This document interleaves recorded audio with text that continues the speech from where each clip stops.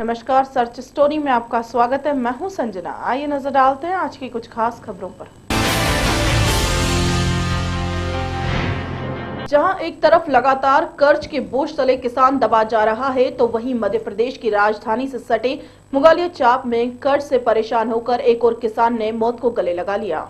मध्य प्रदेश में खराब फसलों के चलते एक और किसान ने आत्महत्या कर ली। राजधानी भोपाल से सटे मुगालिया छाप में फांसी लगाकर किसान मोहनलाल मेवाड़ा ने खुदकुशी कर ली।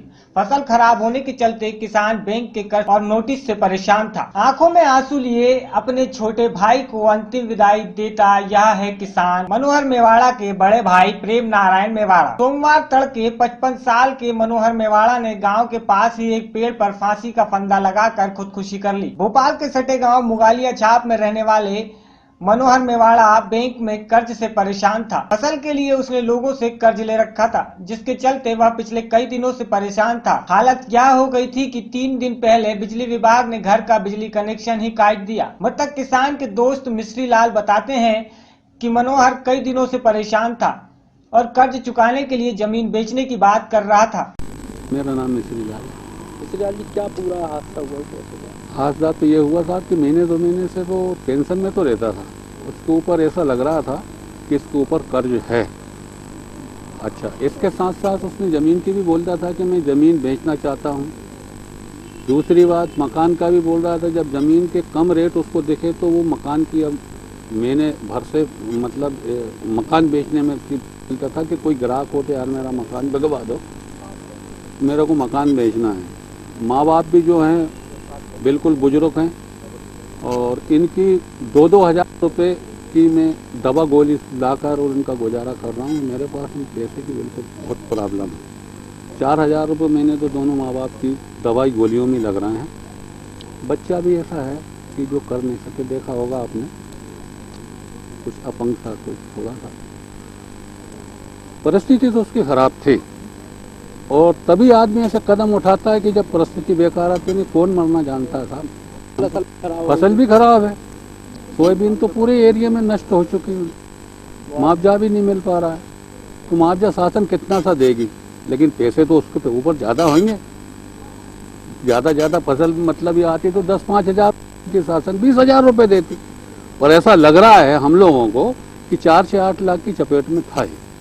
हाथ में बैंक वसूली का कागज लिए मनोहर के बड़े भाई प्रेम नारायण का कहना था कि उन्हें नहीं मालूम था कि उनका भाई यह कदम उठाएगा। 2 एकड़ जमीन के दम पर वह अपने माता पिता और बच्चों को पाल रहा था, लेकिन खराब हुई फसल ने उसकी कमर ही तोड़ दी। भाई क्या पूरा क्या हादसा हुआ, कैसे हुआ? ये बता तो रहा है साहब, देना लेना था ये जगह जगह का, इसमें मतलब हो गया। अब मैं गांव में रहता हूँ, वो यहाँ रहता था। बैंक का ये नोटिस, ये लफड़ा, बच्चे को आ रहे हैं उसके। क्या खेती वेती कितनी? खेती तो 3 एकड़ थी, मुआवजा भी नहीं मिला उसका।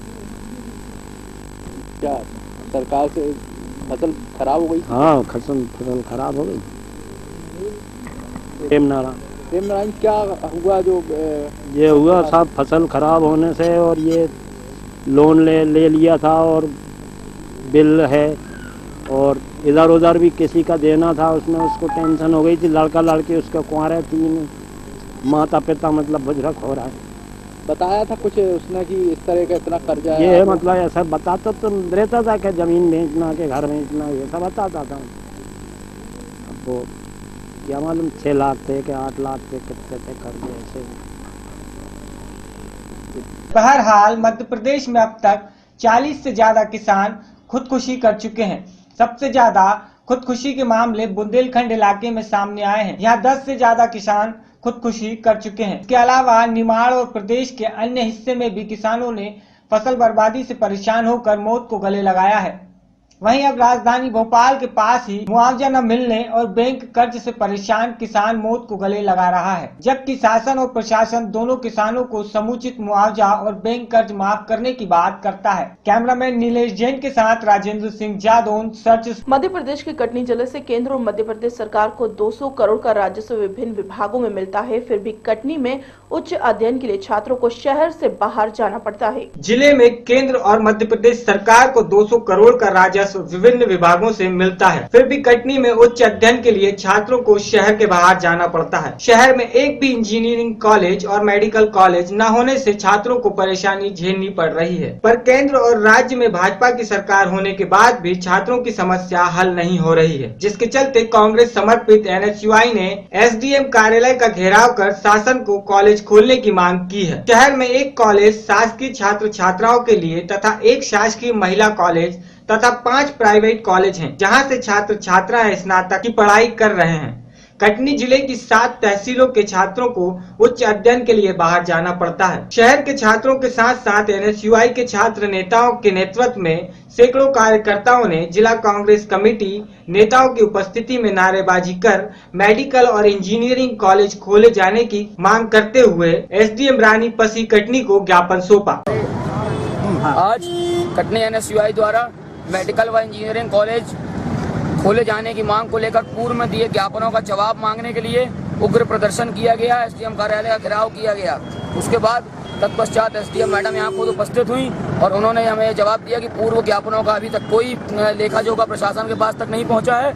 अब जो आपने पहले ज्ञापन दिए हैं, जो पहले आपने मांगे करी हैं, अब उसका लेखा जोखा निकाल कर और उस पर क्या कार्रवाई हुई, क्या उस पर हुआ, उसका आपको सोमवार को जवाब दिया जाएगा। यदि सोमवार को हमें उचित जवाब नहीं मिलता है, सोमवार को अगर SDM मैडम हमें लिखित में जवाब नहीं देती, उन्होंने हालांकि आश्वासन दिया है लिखित में जवाब देने का, तो हम कलेक्टर निवास का, कलेक्टर कार्यालय घेराव और क्रमबद्ध इंजीनियरिंग कॉलेज और मेडिकल कॉलेज खोलने को लेकर घेराव करते रहेंगे। और यदि छात्र हितों का हनन हुआ तो खून बहेगा सड़कों पर। यही नारे के साथ NSUI का नारा है, ये इसी नारे के साथ आगे बढ़ेंगे। सरकार जितनी लाठी चला ले, सरकार जितने जुल्म कर ले, ये मांग हमारी पूरी नहीं होगी तो हम क्रमबद्ध आंदोलन करते रहेंगे। मैडम क्या मांगे? जिला NSUI के नेतृत्व में आज यहाँ पर कटनी जिले में इंजीनियरिंग और मेडिकल कॉलेज की मांग को लेकर के SDM कार्यालय के समक्ष उपस्थित हुए थे। इनकी मूल रूप से मांग है कि उच्च शिक्षा के प्रति हमारी जो बातें हैं वो ऊपर शासन तक पहुँचाई जाए और इस संबंध में उनके द्वारा जो ज्ञापन दिए हैं उनमें क्या क्या कार्रवाई की है उसकी जानकारी मांगी गई है। तो जो भी इनकी मांग है वो हम अपनी तरफ से शासन की ओर प्रेषित करेंगे। मैडम आरोप भी लगाया गया है कि पिछले भी जो ज्ञापन है वो आगे शासन स्तर पर पहुँचाए नहीं गए, इस पर क्या? नहीं, ज्ञापन तो सभी जाते हैं, उनका कहना है कि उन ज्ञापनों पर कार्रवाई की जाती है, इसकी जानकारी नहीं मिलती है। तो इसके संबंध में जो भी हमारे ऑफिशियल रिकॉर्ड में उपलब्ध होगा वो जानकारी देंगे। मैडम जिस तरह का NSUI घेराव ना करे इसके लिए फिर क्या मतलब कुछ संतुष्ट जवाब आगे जाके कुछ? मूल रूप से जो उनकी 2 ही मांग है कि एक तो मेडिकल कॉलेज होना चाहिए, एक इंजीनियरिंग कॉलेज होना चाहिए। इन दोनों मांगों को हम अपने तरफ से प्रस्ताव भेजेंगे। कटनी मध्य प्रदेश से यश खरे की रिपोर्ट। महोबा में कोचिंग से लौट रही 2 छात्राओं से छेड़खानी करना एक मनचले को महंगा पड़ गया और महोबा की मर्दानी ने एक मनचले की जूतों और चप्पलों से पिटाई कर दी। महोबा में कोचिंग से लौटकर आ रही 2 छात्राओं से छेड़खानी करना एक मनचले को महंगा पड़ गया और महोबा की मर्दानी ने उस मनचले की जूते चप्पलों से पिटाई कर लड़की द्वारा पिटाई करते ही लोगों की भीड़ जुट गई। सभी ने उस लड़के की इस हरकत से अजीज लड़की की बहादुरी की प्रशंसा की। पिटाई के बाद लड़का अपनी गलती की लड़की से माफी मांगने लगा। इस घटना का वीडियो मोबाइल से बनाया गया जो महोबा में चर्चा का विषय बना हुआ है। महोबा में स्कूल और कोचिंग जाने वाली छात्राओं के साथ छेड़खानी होना आम होता जा रहा है। मंचलों को पुलिस तक का खौफ नजर नहीं आता, लेकिन अब इन मंचलों से छात्राएं 2-2 हाथ करने को तैयार नजर आने लगी हैं। ताजा मामला महोबा शहर कोतवाली के DAV इंटर कॉलेज के सामने का है। जब 2 छात्राएं कोचिंग से अपने घर जा रही थी तभी एक मंचला उससे छेड़खानी और अश्लील बातें करने लगा। पहले तो लड़की बर्दाश्त करती रही, लेकिन अधिक परेशान होने पर उसने मंचले की चप्पलों से पिटाई शुरू कर दी। लड़की ने पैरों और हाथों से उसकी धुलाई कर दी। जाबाज महोबा की मर्दानी की ये बहादुरी देख लोगों की भीड़ इकट्ठा हो गई और लड़के को जमकर लताड़ा। छेड़खानी करने वाला लड़का भी नाबालिग था। महोबा से इजराइल को। जलंधर के PAP ग्राउंड में पिछले 3 दिनों से चल रहे हॉर्स शो का आज समापन हो गया। जलंधर के ASP ग्राउंड में पिछले 3 दिन से चल रहे हॉर्स शो का आज समापन हो गया। इस हॉर्स शो में पंजाब, चंडीगढ़ सहित अन्य राज्यों के 15 हॉर्स राइडिंग क्लब के 200 के करीब घुड़सवारों ने भाग लिया। 18 दिसंबर से 20 दिसंबर तक चले इस शो में jumping, cross country, flat race, नेजाबाजी सहित 51 इवेंट कराए गए। इस शो में 45 सोना, चांदी व कांस्य पदक दिए गए। इस शो के दौरान बेस्ट टीम का award Punjab public school Nabha ने अपने नाम किया, जबकि बेस्ट राइडिंग का खिताब भी master Shahnawaz Singh Punjab public school Nabha ने हासिल किया। इस मौके पर मुख्य मेहमान additional director general police Sanjeev Kalra ने विजेता खिलाड़ियों को इनाम दिए और भविष्य के लिए शुभकामनाएं दी। हाँ बोला 5th पंजाब हॉर्स शो अज इत्थे PAP जलंधर विच कंप्लीट होया है। इस horse show which Punjab they different clubs ने पार्टिसिपेट किया है। इस दा पर्पज़ ये है कि जेड़े भी साडे घोड़े दे नाल रिलेटेड स्पोर्ट्स ने गेमां ने उन्हां नूं उत्साहित किया जाए। खास तौर ते यंग बच्चे वो इस स्पोर्ट्स वाल पहले नालों ज़्यादा पार्टिसिपेट कर। सो 3 दिन ही चली चैंपीयनशिप हुणे कंप्लीट हुई है और अगे तो भी ये एनुअल फीचर होएगा पंजाब विच किथे ना किथे, प्रेफरेबली PAP इस नूं अगे तो भी ऑर्गेनाइज किया जाएगा। Thank you. जलंधर से पवन कनौज। जलंधर में भोतू गैंग का आतंक बढ़ता ही जा रहा है। इस बार इस गैंग ने दिल्ली के एक व्यापारी को निशाना बनाया है।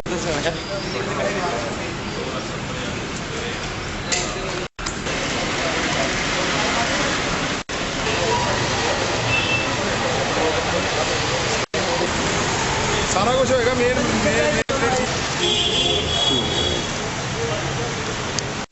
राजी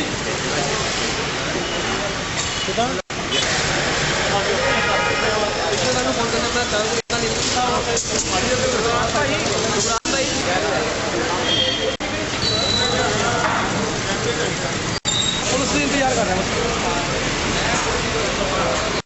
क्या करंट है। ओके बंदा आ गया उधर तो पता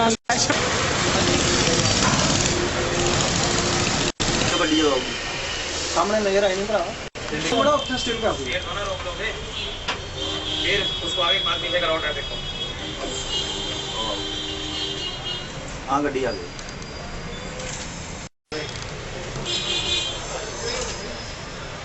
ये इंडी तो होगी नहीं जेडी खड़ी है। हां रोको बैक करो सर।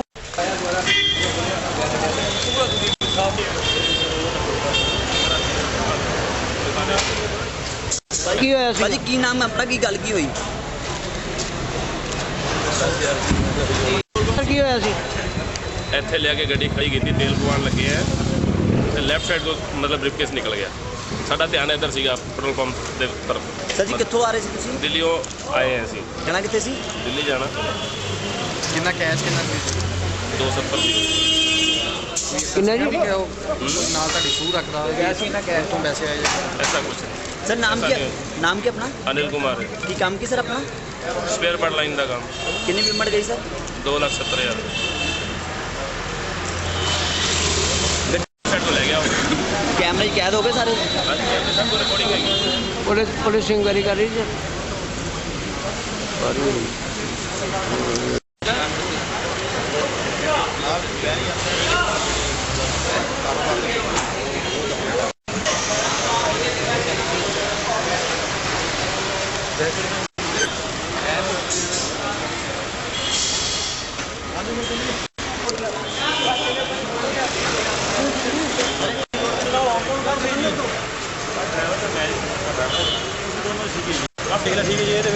ब्लैक कलर का बैग ठीक है जी।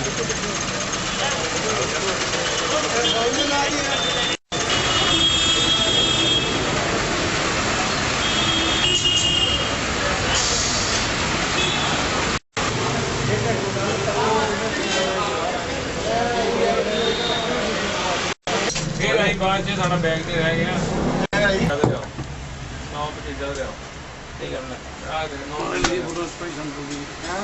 तीन बंदे का काम है। ये चार जने एक ने फोन किया किसी ने फोन किया। हां आ ने उन्होंने ये देखो ओने चेक किया बैग दरवाजा खोला। ओके उन्होंने अंदर हो गया। चलो जी 1 2 3 तीन निकाल दौड़े आ दो दौड़ो हो गया आ गया आ मगर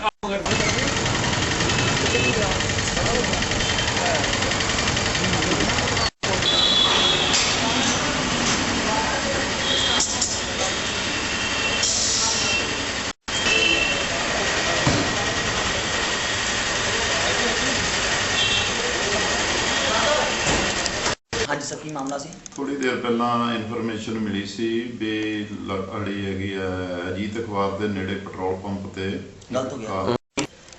ਅਨਿਲ ਕੁਮਾਰ ਨਾਮ ਦਾ ਵਪਾਰੀ ਦਿੱਲੀ ਦਾ ਜੋ ਰਹਿਣ ਵਾਲਾ ਸੀ, ਉਹ ਕਰੀਬ 3 ਦਿਨ ਤੋਂ ਕਿਸੇ ਹੋਟਲ ਦੇ ਵਿੱਚ ਠਹਿਰਿਆ ਹੋਇਆ ਸੀ ਲੱਡੂ ਵਾਲੀ ਰੋਡ ਤੇ। ਉਹ ਅੱਜ ਆਪਣੀ ਕਾਰ ਤੇ ਪੈਟਰੋਲ ਪੰਪ ਦੇ ਮਣੀ ਢਾਬੇ ਦੇ ਲਾਗੇ ਜਿਸ ਵੇਲੇ ਤੇਲ ਪਾਉਣ ਲਈ ਖੜੇ ਹੋਏ ਆ, ਉਹ ਗੱਡੀ ਤੇਲ ਪਾਉਂਦਿਆਂ ਮੀਟਰ ਚੈੱਕ ਕਰ ਰਹੇ ਸੀ, ਦੇਖ ਰਹੇ ਸੀ, ਤੇ ਜਦੋਂ ਕਿਸੇ ਅਣਪਛਾਤੇ ਵਿਅਕਤੀ ਨੇ ਕਾਰ ਤੇ ਪਿਛਲੀ ਵਾਰੀ ਜਿਹੜੀ ਆ ਖੋਲ ਕੇ ਵਿੱਚ ਬੈਗ ਪਿਆ ਸੀ ਜਿਹਦੇ ਵਿੱਚ 2,70,000 ਰੁਪਈਆ ਸੀ, ਕਰੰਸੀ ਨੋਟ ਸੀਗੇ, ਤੇ ਉਹ ਵਿੱਚੋਂ ਬੈਗ ਕੱਢ ਕੇ ਤੇ ਉਹ ਫਰਾਰ ਹੋ ਗਏ। ਇਸ ਸੰਬੰਧੀ ਜਿਹੜੀ ਹੈਗੀ ਆ ਜਿਹੜੇ ਪੈਟਰੋਲ ਪੰਪ ਦੇ CCTV ਕੈਮਰੇ ਦੇ ਵਿੱਚ ਫੁਟੇਜ ਦੇ ਵਿੱਚ ਉਹਦੀ ਜਿਹੜੀ ਆ ਫੋਟੋ ਜਿਹੜੀ ਆ ਉਹ ਆਈ ਆ। ਉਹਦੇ ਮੁਤਾਬਕ ਦੇਖ ਕੇ ਜਿਹੜੀ ਹੈਗੀ ਆ ਅੱਗੋਂ ਜਿਹੜੀ ਆ ਕਾਰਵਾਈ ਕੀਤੀ ਜਾਏਗੀ, ਦੋਸ਼ੀਆਂ ਨੂੰ ਸ਼ਨਾਖਤ ਕਰਕੇ ਤੇ ਲੋੜੀਂਦੀ ਕਾਰਵਾਈ ਜਿਹੜੀ ਆ ਅਮਲ ਵਿੱਚ ਲਿਆਂਦੀ ਜਾਏਗੀ। ਸਰ ਇਹ ਗੈਂਗ ਹੈ ਜਾਂ ਇਕੱਲੇ ਬੰਦੇ ਦਾ ਕੰਮ? ਇਹ ਗੈਂਗ ਦਾ ਕੰਮ ਆ, ਹੋ ਸਕਦਾ ਹੈ ਭੌਂਤੂ ਗੈਂਗ ਜਿਹੜਾ ਹੈ ਇਹ ਸਮੇਂ-ਸਮੇਂ ਤੇ ਜਿਹੜੀਆਂ ਸ਼ਹਿਰ ਦੇ ਵਿੱਚ ਆ ਕੇ ਵਾਰਦਾਤਾਂ ਕਰਦੇ ਆ, ਉਹ ਇਹੋ ਜਿਹੀਆਂ ਵਾਰਦਾਤਾਂ ਪਹਿਲਾਂ ਵੀ ਉਹਨਾਂ ਨੇ ਕੀਤੀਆਂ ਆ। ਕਾਰ ਦਾ ਜਾਂ ਸ਼ੀਸ਼ਾ ਤੋੜ ਲੈਂਦੇ ਆ ਜਾਂ ਮੌਕਾ ਪਾ ਕੇ ਕਿਸੇ ਦਾ ਬੈਗ ਵੈਸੇ ਚੁਰਾ ਲੈਂਦੇ ਆ, ਤੇ ਇਸ ਸੰਬੰਧੀ ਜਿਹੜੀ ਆ ਅੱਗੋਂ ਜਾਂਚ ਕੀਤੀ ਜਾ ਰਹੀ ਹੈ। ਸਰ ਸ਼ੱਕ ਦੇ ਦਾਇਰੇ 'ਚ ਕੌਣ ਆਉਂਦਾ ਕਿ ਉਹਨਾਂ ਨੂੰ ਕਿੱਦਾਂ ਪਤਾ ਲੱਗਾ ਕਿ ਇਸ ਬੈਗ ਦੇ ਵਿੱਚ ਹੀ ਪੈਸੇ ਹੈ ਔਰ ਉਸੇ ਕਾਰ ਦੇ ਮਗਰ ਲੱਗੇ ਜਾਂ ਉਹਨਾਂ ਨੇ ਉਹ ਨਿਸ਼ਾਨਾ ਬਣਾਇਆ? ਕਾਰ ਦੇ ਵਿੱਚ ਆਮ ਤੌਰ ਤੇ ਜਿਹੜਾ ਹੈ ਉਹ ਦੇਖਦੇ ਆ ਵੀ ਜਿਹੜਾ ਕੋਈ ਛੋਟਾ ਬੈਗ ਪਿਆ ਆ ਵੀ ਹੋ ਸਕਦਾ ਇਹਦੇ ਵਿੱਚ ਹੀ ਕਰੰਸੀ ਹੋਵੇਗੀ, ਪੈਸੇ ਵਗੈਰਾ ਉਹਦੇ ਵਿੱਚ ਹੀ ਹੋਰ ਕੋਈ ਕੀਮਤੀ ਚੀਜ਼ ਜਿਹੜੀ ਹੈ। ਉਹ ਵੱਡੇ ਬੈਗ ਨੂੰ ਹੱਥ ਨਹੀਂ ਕਦੀ ਵੀ ਪਾਉਂਦੇ ਕਿਉਂਕਿ ਉਹਦੇ ਵਿੱਚ ਕੱਪੜੇ ਵਗੈਰਾ ਹੁੰਦੇ ਆ ਤੇ ਵੱਡਾ ਬੈਗ ਜਿਹੜਾ ਚੋਰੀ ਕਰਨਾ ਵੀ ਔਖਾ ਹੁੰਦਾ। ਛੋਟੇ ਬੈਗ ਨੂੰ ਉਹ ਚੱਕਦੇ ਆ ਤੇ ਆਮ ਤੌਰ ਤੇ ਛੋਟਾ ਬੈਗ ਜਿਹੜਾ ਹੈ ਪੈਸੇ ਜਿਹੜੇ ਆ ਆਮ ਵਪਾਰੀ ਲੋਕ ਜਿਹੜੇ ਆ ਉਹਦੇ ਵਿੱਚ ਰੱਖ ਲੈਂਦੇ ਆ। ਕੀ ਕਾਰਵਾਈ ਕੀਤੀ ਜਾ ਰਹੀ ਹੈ? ਇਸ ਸੰਬੰਧੀ ਉਹਨਾਂ ਨੇ ਜੋ ਦਰਖਾਸਤ ਦਿੱਤੀ ਆ ਉਹਦੇ ਤੇ ਸਬ ਇੰਸਪੈਕਟਰ ਸੰਜੀਵ ਕੁਮਾਰ ਮੌਕੇ ਤੇ ਗਏ ਆ, ਉੱਤੇ ਉਹਨਾਂ ਦੇ ਬਿਆਨ ਲਿਖ ਕੇ ਤੇ ਕਾਰਵਾਈ ਜਿਹੜੀ ਆ ਕੀਤੀ ਜਾਊਗੀ। जालंधर में लोगों को विदेश भेजने के नाम पर कबूतरबाजी करने वाले ट्रैवल एजेंट लगातार ठगी की वारदातों को अंजाम दे रहे हैं। लोगों को विदेश भेजने के नाम पर कबूतरबाजी करने वाले ट्रैवल्स एजेंट लगातार ठगी की वारदातों को अंजाम दे रहे हैं। ताजी घटना जालंधर में सामने आई है, जहां रॉयल एजुकेशन कंसल्टेंट के खिलाफ ठगी की शिकायत मिलने के बाद स्थानीय पुलिस ने छानबीन के दौरान मुख्य आरोपी गगनदीप के बैंक के लॉकर से 400 के लगभग पासपोर्ट बरामद किए हैं। इस मामले में हालांकि मुख्य आरोपी गगनदीप फरार है, लेकिन पुलिस ने 2 महिलाओं को गिरफ्तार किया है, जिन्हें माननीय अदालत ने न्यायिक हिरासत में रखा है। पुलिस द्वारा इस घटना के पीछे करोड़ों रुपए की ठगी का अनुमान लगाया जा रहा है। विदेश में सेटल होने का सपना देखने वालों को कुछ ट्रेवल एजेंट बहुत बुरी तरह से ठग रहे हैं। ये कबूतरबाज ट्रेवल्स एजेंट लोगों को अपने जाल में फंसाकर करोड़ों रुपए का मुनाफा कमा रहे हैं। ऐसे ही ठगी का शिकार हुए लोगों की शिकायत पर कार्रवाई करते हुए जालंधर की पुलिस ने अपनी छानबीन के दौरान एक बड़ा दावा किया है। रॉयल एजुकेशन कंसल्टेंट के खिलाफ मिली शिकायत के आधार पर कार्रवाई करते हुए पुलिस ने इसके मालिक गगनदीप के बैंक लॉकर से 400 के करीब पासपोर्ट बरामद किए हैं, जो कि अलग अलग राज्यों के लोगों के हैं। जानकारी देते हुए स्थानीय थाना नंबर 7 के प्रभारी नवदीप सिंह ने बताया कि इस मामले में हालांकि मुख्य आरोपी फरार है, लेकिन 2 महिलाओं को गिरफ्तार किया गया है, जिन्हें माननीय अदालत ने न्यायिक हिरासत में रखा है। उन्होंने बताया कि आरोपी के खिलाफ मामला दर्ज कर छापेमारी की जा रही है। ਰॉयल ਕੰਸਲਟੈਂਸੀ ਐਜੂਕੇਸ਼ਨ ਸਰਵਿਸਿਜ਼ ਹੈ ਤੇ ਬੱਸ ਸਟੈਂਡ ਦੇ ਕੋਲ ਹੀ ਇਹਨਾਂ ਦਾ ਆਫਿਸ ਹੈ ਕਰਨ ਚੈਂਬਰ ਦੇ ਵਿੱਚ। ਇਹਨਾਂ ਦੇ ਖਿਲਾਫ ਇੱਕ ਐਫਆਈਆਰ ਰਜਿਸਟਰਡ ਹੋਈ ਸੀ 190 ਨੰਬਰ, ਤੇ ਇਹਦੇ ਵਿੱਚ ਜਿਹੜੇ ਇਹ ਅਲੱਗ-ਅਲੱਗ ਐਜੂਕੇਸ਼ਨ ਦੇ ਤੌਰ ਦੇ ਉੱਤੇ ਜਾਂ ਵਰਕ ਪਰਮਿਟ ਦੇ ਤੌਰ ਦੇ ਉੱਤੇ ਵੀਜ਼ਾ ਲਗਵਾਉਣ ਦੇ ਜਿਹੜਾ ਲੋਕਾਂ ਨੂੰ ਝਾਂਸਾ ਦੇ ਕੇ ਤਾਂ ਜਿਹੜਾ ਮਾਲਕ ਸੀ ਗਗਨਦੀਪ ਉਹ ਲੋਕਾਂ ਨਾਲ ਠੱਗੀ ਮਾਰਦਾ ਸੀ। ਸਾਡੇ ਕੋਲ ਕੰਪਲੇਂਟਸ ਆਈ, ਐਫਆਈਆਰ ਰਜਿਸਟਰਡ ਕੀਤੀ ਅਸੀਂ। ਇਨਵੈਸਟੀਗੇਸ਼ਨ 'ਚ ਇਹ ਗੱਲ ਪਤਾ ਲੱਗਿਆ ਵੀ ਇਹਦੀ ਲੋਕਰ ਦੇ ਵਿੱਚ ਕੋਈ 400 ਦੇ ਕਰੀਬ ਪਾਸਪੋਰਟ ਜਿਹੜੇ ਪਏ ਨੇ ਉਹ ਅਸੀਂ ਜਿਹੜੇ ਹੁਣ ਰਿਕਵਰ ਕਰ ਲਏ। ਸਰ ਇਹ ਕਿੱਥੋਂ ਰਿਕਵਰ ਕੀਤੇ ਹੈ ਜੀ? ਇਹ ਇਹਦੇ ਲੋਕਰ 'ਚ ਕਰਨਾਟਕਾ ਬੈਂਕ ਹੈ ਇੱਥੇ ਨਾਲ ਹੀ ਹੈ, ਇਹਦੇ ਦਫ਼ਤਰ ਨਾਲ। ਪੰਜਾਬ ਦੇ ਦੇਖੇ ਕੋਈ ਬਾਹਰਲੇ ਸਟੇਟ ਕੁਝ ਪੰਜਾਬ ਨੇ, ਹਲੇ ਬਾਕੀ ਹਲੇ ਅਸੀਂ ਵੈਰੀਫਾਈ ਕਰ ਰਹੇ ਹਾਂ। ਕੁਝ 400 ਦੇ ਕਰੀਬ ਹੈਗਾ। ਹੁਣ ਜੇ ਦੇਖਿਆ ਜਾਵੇ ਤਾਂ 66 ਕੰਪਲੇਂਟ ਸਾਡੇ ਕੋਲ ਆਈਆਂ ਸੀਗੀਆਂ, ਬਟ ਇਹ ਪਾਸਪੋਰਟ ਜਿਹੜਾ 400 ਹੈ, ਇਹਦਾ ਮਤਲਬ ਜਿਹੜੇ ਬਾਕੀ ਦੇ ਮੈਂਬਰਸ ਉਹ ਹਲੇ ਵੀ ਸਾਇਲੈਂਟ ਨੇ। ਹੁਣ ਹੋ ਸਕਦਾ ਪੇਪਰ 'ਚ ਪੜ੍ਹ ਕੇ ਇਹ ਆਪਣੀ ਆਪ ਹੀ ਕਰਨੀ, ਤਾਂ ਅਸੀਂ ਇਹਨਾਂ ਨੂੰ ਅਪਰੋਚ ਕਰਾਂਗੇ। ਸਰ ਜੀ ਇਹਦੀ ਚਾਬੀ ਕਿੱਥੋਂ ਆਈ ਹੈ? ਚਾਬੀ ਇਹਦੀ ਇੱਕ ਇਹਦੇ ਜਿਹੜੀ ਇੰਪਲੋਈ ਸੀਗੀ ਇਹਨੂੰ ਉਹਨੂੰ ਆਥੋਰਾਈਜ਼ ਕੀਤਾ ਹੋਇਆ ਸੀ। ਅਸੀਂ ਉਹਨੂੰ ਇਨਵੈਸਟੀਗੇਸ਼ਨ ਦੇ ਵਿੱਚ ਉਹਨੂੰ ਪੁੱਛਿਆ, ਉਹਨੇ ਦੱਸਿਆ ਵੀ ਇਹ ਮੈਨੂੰ ਆਥੋਰਾਈਜ਼ ਕੀਤਾ ਸੀ, ਉਹਦੀ ਹੈਲਪ ਲੈ ਕੇ ਤੇ ਉਹ ਤਾਂ ਉਹ 'ਚੋਂ ਰਿਕਵਰ ਕੀਤਾ। ਕੇਸ 'ਚ ਸਰ ਕੋਈ ਗ੍ਰਿਫਤਾਰੀ ਕੀਤੀ ਹੁਣ ਤੱਕ? ਕੇਸ ਦੇ ਵਿੱਚ 2 ਲੇਡੀਜ਼ ਗ੍ਰਿਫਤਾਰ ਨੇ, ਉਹ ਜੁਡੀਸ਼ੀਅਲ ਰਿਮਾਂਡ ਤੇ ਕਪੂਰਥਲਾ ਜੇਲ੍ਹ ਬੰਦ ਨੇ। ਤੇ ਬਾਕੀਆਂ ਦੇ ਬਾਕੀਆਂ ਦੇ ਵਿੱਚ ਜਿਹੜੀ ਛਾਪੇਮਾਰੀ ਕੀਤੀ ਜਾ ਰਹੀ ਹੈ, ਦਿੱਲੀ, ਪਟਿਆਲੇ ਇਹੋ ਜਿਹੀ ਜਗ੍ਹਾ ਦੇ ਉੱਤੇ, ਸਾਰੀਆਂ ਜਗ੍ਹਾ ਦੇ ਉੱਤੇ ਜਿੱਥੇ ਸਾਨੂੰ ਉਹਦਾ ਕੋਈ ਪਤਾ ਲੱਗਦਾ, ਕਲੂ ਮਿਲਦਾ, ਅਸੀਂ ਉਹਨੂੰ ਟ੍ਰੇਸ ਆਊਟ ਕਰਨ ਦੀ ਕੋਸ਼ਿਸ਼ ਕਰ ਰਹੇ ਹਾਂ। ਕਿੰਨੇ ਪਾਸਪੋਰਟ ਹੈਗੇ ਉਹਨਾਂ ਜਿਨ੍ਹਾਂ ਦੇ ਹੈਗੇ ਉਹਨਾਂ ਦਾ ਕਿੱਦਾਂ ਲੈ ਸਕਦੇ? ਹਾਂ, ਉਹ ਪਾਸਪੋਰਟ ਜਿਹੜੇ ਹੈਗੇ ਨੇ ਉਹ ਸਪੁਰਦਾਰੀ ਤੇ ਲੈ ਕੇ ਜਾ ਸਕਦੇ ਨੇ। ਸਭ ਤੋਂ ਪਹਿਲਾਂ ਸਾਡੇ ਨਾਲ ਕੰਟੈਕਟ ਕਰਨ ਤੇ ਅਸੀਂ ਫਿਰ ਜਿਹੜਾ ਉਹਨਾਂ ਨੂੰ ਪ੍ਰੋਸੀਜਰ ਦੱਸ ਦਿਆਂਗੇ ਵੀ ਕਿਸ ਪ੍ਰੋਸੀਜਰ ਨਾਲ ਉਹ ਲੈ ਸਕਦੇ ਨੇ। जलंधर से पवन कनौजिया की रिपोर्ट। केंद्रीय मंत्री चौधरी वीरेंद्र सिंह का बयान सोनिया राहुल को सामान्य न्यायपालिका का विश्वाधिकार, इसमें सरकार की कोई भूमिका नहीं है। केंद्रीय मंत्री चौधरी वीरेंद्र सिंह कुरुक्षेत्र जयराम आश्रम के गीता जयंती समारोह में शिरकत करने के लिए आए। इस मौके पर पत्रकारों से बातचीत में उन्होंने कहा कि कोई आरोपी है या नहीं, उसे सिद्ध करना न्यायपालिका का काम है। जो न्यायपालिका करेगी वही होगा। जो सम्मान आते हैं वो किसी राजनीतिक दल या सरकार से थोड़ा संबंध होता है। ये तो न्यायपालिका के कार्यक्षेत्र की बात है। नेशनल हेराल्ड को प्लाट आवंटन मसले पर बोलते हुए उन्होंने कहा कि पंचकुला में नेशनल हेराल्ड को प्लाट आवंटन में भाजपा सरकार कहां से आ गई। प्लाट आवंटन तो बहुत पहले ही हो चुका था। नेशनल हेराल्ड के उस प्लाट की बात नहीं है, बल्कि प्रदेश सरकार ने सभी एलयू और इंडस्ट्री प्लाट आवंटन की जांच कमेटी बिठाई है। इंक्वायरी में जो सामने आएगा उसी पर कार्रवाई होगी। आरोप लगाना अलग बात है, मुकदमे पर परिणाम अलग बात। देखिए, बात यह है, वो तो आरोपी हैं या नहीं वो तो न्यायपालिका का काम है। ये तो कोई मैं कुछ कहूँ आप कुछ कहो ये तो नहीं होता। वो तो जो न्यायपालिका में केस विचाराधीन होगा उसमें पता लगेगा। बाकी राजनीतिक बदला लिया गया उनसे नहीं, ये तो देखिए, अब जो संबंध जो आते हैं वो कोई इसलिए तो नहीं हो कि वो कोई किसी पॉलिटिकल पार्टी से या सरकार से संबंध थोड़ा है। वो तो न्यायपालिका के एक जो जिसकी परिधि में वो केस आता है उन्होंने सम्मन जारी किए। अब उनका दृष्टिकोण है, उसमें सरकार कहाँ आ गई और राजनीति कहाँ आ गई। नेशनल हेराल्ड मामले में पंचकुला में प्लॉट अलॉट किया गया है, खुद सिग्नेचर भी किए हैं अधिकारी को मना करने के बावजूद। हाँ, ये किस्सा मेरे सामने आया है। अभी 2 दिन पहले मुझे पता लगा है कि उसमें जो आवंटन तो पहले हो चुका था, वो रिज्यूम भी हो गया था। वर्षों वो प्लॉट फिर रिज्यूम ही रहा।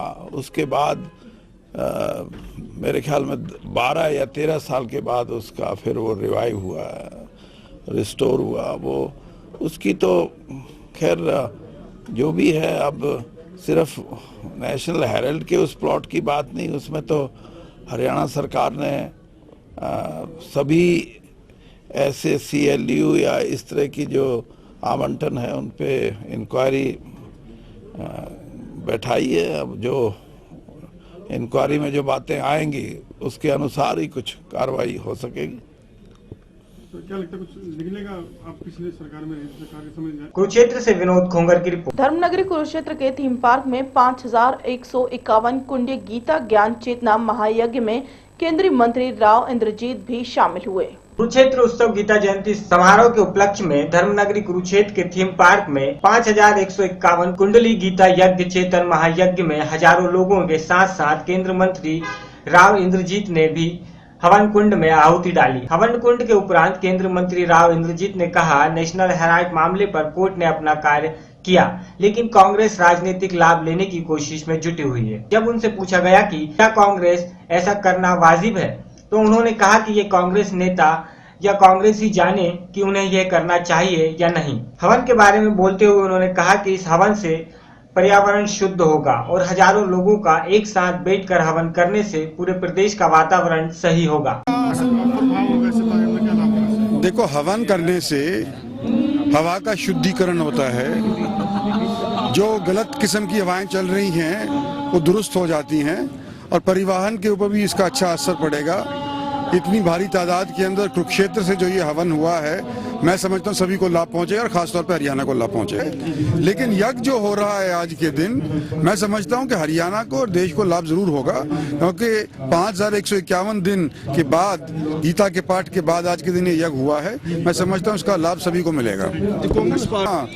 वाजिब था, ऐसा तो कोई दंड था नहीं कि नॉन अवेलेबल हो।